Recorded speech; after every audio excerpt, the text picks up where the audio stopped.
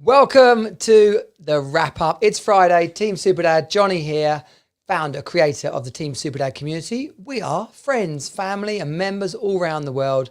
Dads creating their best life ever. The wrap up. It's our weekly celebration of all things good and bad. Now, some of you, don't worry, you're not having a deja vu. Some of you will have tried to have watched the wrap up earlier when when Glen, aka the dating dad, joined us. He is the first member to come on live onto the wrap up, the wrap up crew, Team Superdad gang, and he had an echo in his headphones which I couldn't hear. So I didn't think it was happening, and turned out it was. So and there were people that watched. I could see them watching. No one said anything. What is that about? If you're watching ever, you're listening, it's too late. If you're listening, it's too late. But if you're watching ever and the sound is wrong, please tell us, because then we got a chance to do something about it. If you are watching, thank you live. It's good to have all you live people. Say hello in the comments. Ask me a question. Let me know what's going on where you are. This is the wrap up. It's our weekly celebration of all good and bad from our week gone by. And like I just said, we don't know what's going to happen, do we? We don't know what's going to happen. Where's my notes? I wrote notes. They're gone as well. Second time today. What's that say? Blimey. I'd written them all down. We'll be okay. We'll freestyle it. We will freestyle it. The week that has just gone, focus comes up so much on the Team Superdad everywhere. When I have people join, they answer some questions, right, in the Facebook community. Which of the F5 is your biggest challenge right now, or most important to you? Fitness, finance, focus, family, or fun? And focus wins all the time. People pick focus more than fitness. Fitness comes second, right? So focus. I've been working on. I've got books downstairs on focus. There's different elements of it. It's either about the getting on with stuff like your procrastination or your effectiveness, your productivity during the day, or it's just about, I don't know what I'm doing. I don't know where I'm going. Do I want a new career? Do I want to live somewhere else? Do I want to have more children, not have more children, leave her, stay with her, fix it, get it? Like, who knows where you're at with the word focus. But this week I had an amazing guy on the podcast. Go and listen to it. A guy called Glen Lundy. He is pretty much one of the US's most successful car dealership owners of all time. He now coaches and mentors other car dealership businesses and generally people in the automotive trade, the auto trade. But really cool guy. And he also now has the Facebook live show, Rise and Grind. Now, you can go and listen to all of that. But in terms of focus, this guy's a machine. He really struggled at one point in his life, homeless, tried to take his life, woke up on San Diego Beach, and decided that enough was enough. And people have got to hit that rock bottom. Where the rock bottom is, or how deep that is actually up to you. I can see from my own experiences that we're not always aware that we're on that slide.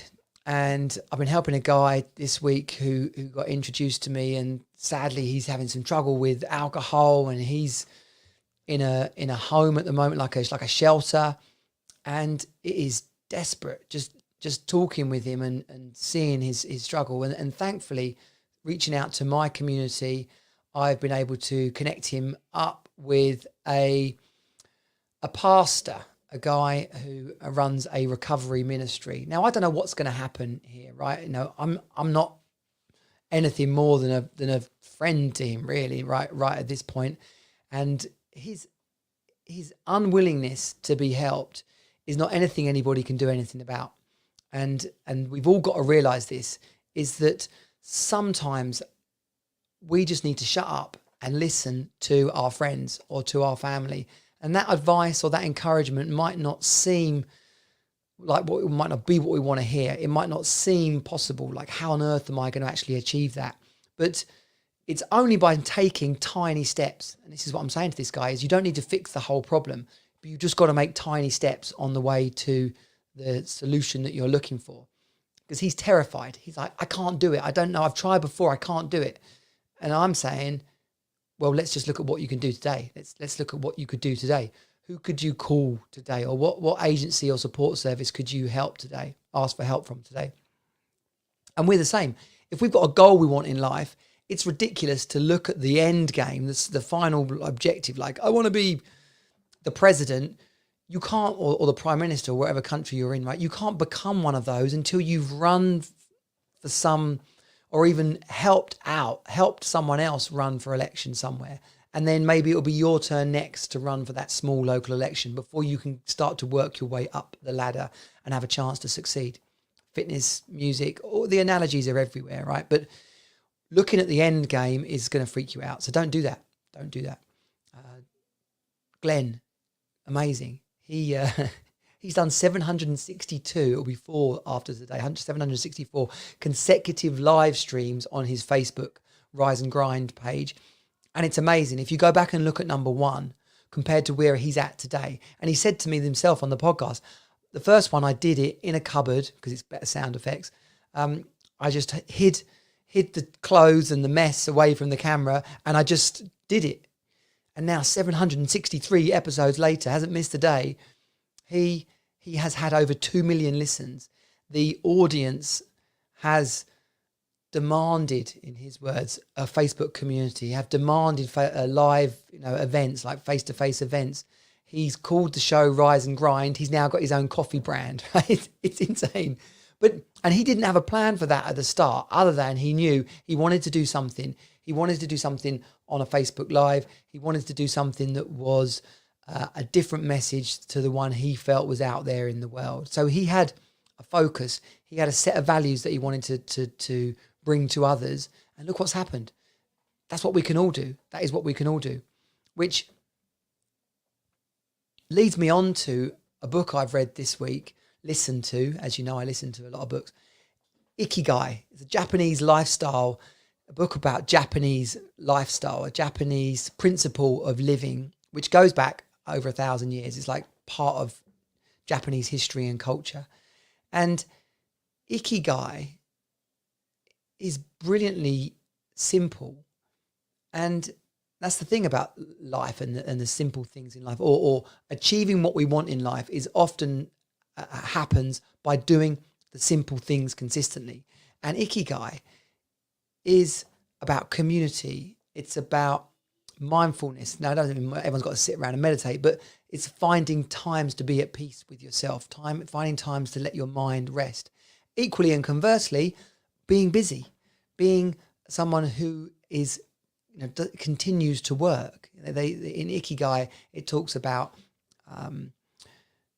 small tasks, like being able to do something that knitting would be a small task. Okay, for some people, gardening or painting or playing a guitar. These are like small tasks that, because they're distracting your day-to-day thoughts, because you're focused on something smaller and specific, then that is relaxing to the mind. But in terms of keeping on working, like, be a busy person, be someone who's active. And they talk about Japanese people who are over 100 years old, and many of them continued in some capacity to work or be of value to others well into their old age. Community is a big part of it. Speaking to your neighbours, smiling to others, having a positive spirit and passing that on to other people.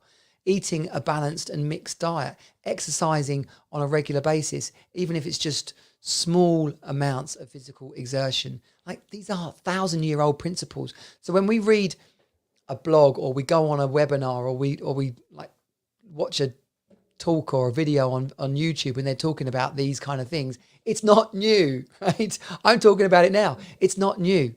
And focus. People come into the Team Super Dad community and ask, where do they get focused? How do I get more focused? It is about adapting some of the principles across our whole life. Because if you've got a stressed out mind and you're completely unhealthy and you're eating junk and drinking coffee and alcohol, I'm not saying you can't drink coffee or alcohol, but if you're just taking on board a lot of it, not sleeping well, not having good relationships with your family, your children, your neighbours, not bringing a positive spirit, then guess what? Being focused is going to be bloody hard. So then just finally on this point, so how do I create it? Well, you go back to basics and you start to take simple steps. Get focused on what you want to achieve. Break it down into smaller steps. Start to have a winning routine in each day as you go through your morning routine, as you go through work. You can see how those principles of Ikigai can impact what you do when you wake up, what you do when you get to work, how you eat your lunch, what you have for lunch, when you get home, all of it, right?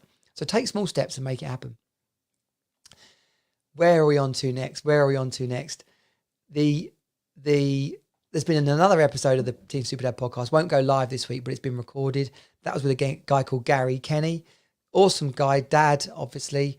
You'll see when you listen to it, or you can go and watch the lives because they're up from when we recorded it. He's just another everyday dad, but he's got a drive and an ambition around his coaching work. He's going to go into coaching now, but sharing his experiences of his divorce to help other dads. Very similar outlook and mindset to myself, coming at it from a slightly different direction, but just a really good guy. And so if you're a dad, wherever you're at, whether you're listening to the Glen podcast, whether you're watching the Gary one from today, it is real dads creating their best life ever, doing what it takes to make little adjustments in your lifestyle and in your happiness and in your relationships to really have the life that you want. And so the Dad Call, it happened this Monday. The Dad Call is our community check-in, our free men's group. It's a video call. It's private. It's safe. It happens every other Monday night. It happened this Monday. There was 5 of us on the call, and it was one of the more fun ones, okay? Like I've said before, sometimes they're serious, sometimes they're silly, sometimes they're both. In fact, more often than not, they're both. But if you go to teamsuperdad.com dad call or teamsuperdad.com/dad call, you can save your space there for the next dad call that's coming up. It really is an opportunity for you to get focused, have some fun, take on some accountability, chit chat. If you've got a serious thing that you want some help with, then the mixed views, experiences and opinions of the other people on the call is absolutely invaluable. So get yourself over there. And if you've been on before, then please share it. And on that subject, if you're watching this, let's share this video, like and subscribe to the podcast or all the channels, and spread the word of Team Superdad. Let's get it out there. Garrett, what's his name? Glen and I had spoken all about presents. So you missed that. It's gone in the bin. It's gone in the junk folder. Because when Glen was on, it was echoing. I didn't realise till I went and watched the recording. So that went in the bin. But we were talking about presents and what we're getting our kids. And obviously him being the dating dad, we did touch a little bit on dating. The story of my dating. We're on to the next page, really. The awesome lady who I went on a couple of dates with, we are going to stay friends and hang out some more. And I think that's probably about as far as that's going to go.